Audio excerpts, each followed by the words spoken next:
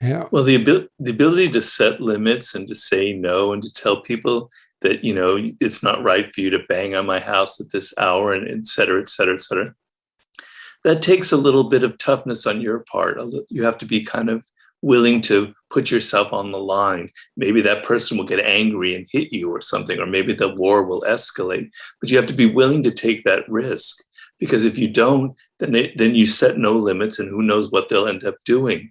But a lot of this permissiveness is people are just basically afraid. They're afraid of any kind of confrontation. Yeah. They're afraid of any kind of conflict. And through conflict and confrontation is how you actually grow. It's actually how you develop as a person. So here's a cool stat. This is really interesting, man. So there's been some great work on what behavioral markers predict divorce in couples counseling. Really solid work. Okay, so here's one predictor. When the couple is talking in front of a therapist and one of them or the other or both roll their eyes, there's like a 95% chance they're going to be divorced within 6 months. And that's contempt. They've become so disconnected because they don't communicate, because the resentment has built up that they now have contempt for each other. But here's another cool fact from that research. So if you have people track the number of positive and negative interactions with their partner, you can calculate ratios, and then you can see what the ratio is that lends itself to the successful maintenance of a relationship. And so you might think, well, the more positive interactions, the better. And that's kind of true. So if it falls below 5 positive to 1 negative, the relationship is in danger. But if it rises, 5 to 1.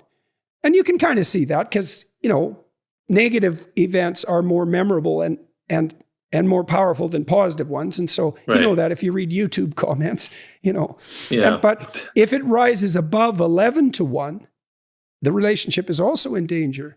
And you could imagine that what you want in a relationship is, well, you want support and love, and you want most of your interactions to be positive.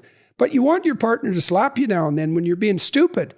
Right. And then if they don't, out comes your inner tyrant, right? You're just going to dominate them if they don't push back. And so if you have any sense too, if you have a partner, you want to encourage them to put limits on you. Especially if they're a little more timid than you temperamentally. It's like you don't want to run roughshod over them because they know some things you don't. Right. But it's so cool that it's above 11 to 1. So that means too much positivity is the death knell for a relationship.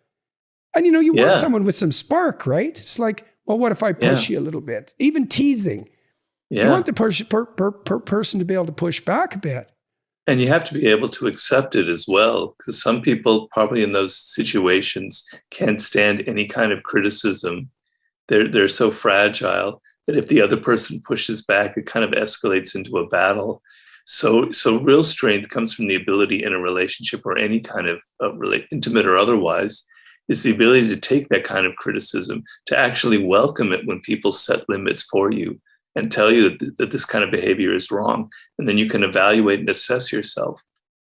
Yeah, unless you want to repeat it stupidly forever, right? I mean, that's the alternative in a relationship. Is I don't like conflict. I've been in plenty of conflicts, like plenty, way more than is reasonable. But I don't like them. Like I meet people now and then. I went to talk to Douglas Murray in New York City about a week ago, and we were talking about conflict. And he said, he doesn't mind a fight. And I've met lots of people like that they like that combativeness. And I don't really. But what I really hate is deferred conflict that escalates. It's like, it's better to get it over with now.